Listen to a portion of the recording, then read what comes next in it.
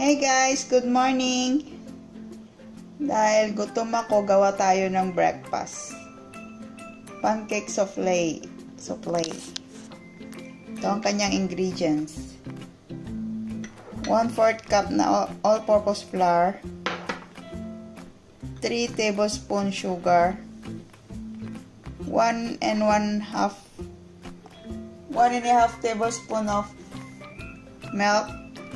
1 tablespoon of vegetable oil, 2 large eggs, lemon juice for our egg white later. Ay, ba't ako nag-English? Sorry. Lemon zest, optional lang yan.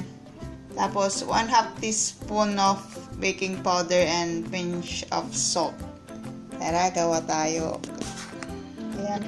Naghiwalay ko na yung egg white tsaka egg yolk. I-mix na natin ang egg yolk. Lagyan na natin ang gatas.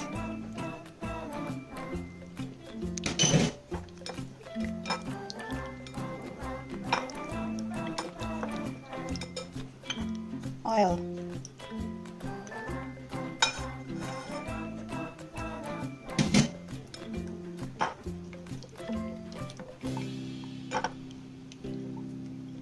Kalahati ng asukal.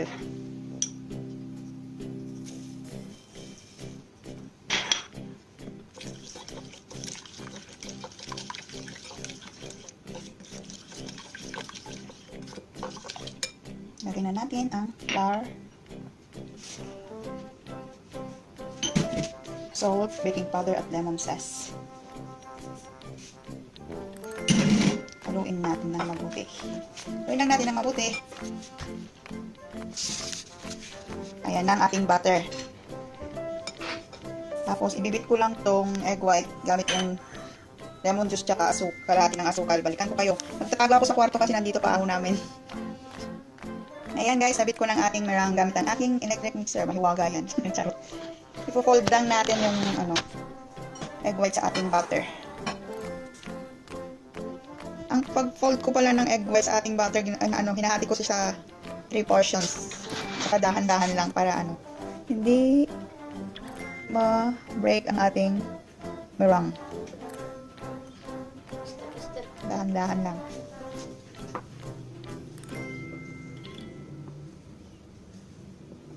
Yan, tapusin ko muna ang paghalo guys, balikan ko ulit kayo mamaya. Ayan guys, natapos ko na i-fold. Oras na para mag-prito. Gamit ang ating non-stick pan. Naglagay ako ng konting butter. Ayan guys, nilagay na ako. Huwag lang natin siyang gagalawin. After 1 minute. Hayaan lang natin siya dyan. Ayan, binaliktad ko na. Lutuin lang ulit natin siya ng 1 minute. Pero i-cover natin siya para maluto yung loob na. Ayan guys, nilagyan ko lang na siya ng icing sugar. Ayan guys. Ayan, paste daw guys.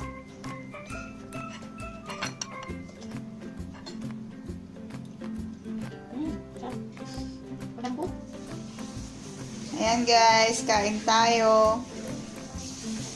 Kain. Ilagyan ko siya ng honey tsaka icing sugar. Tiyaan.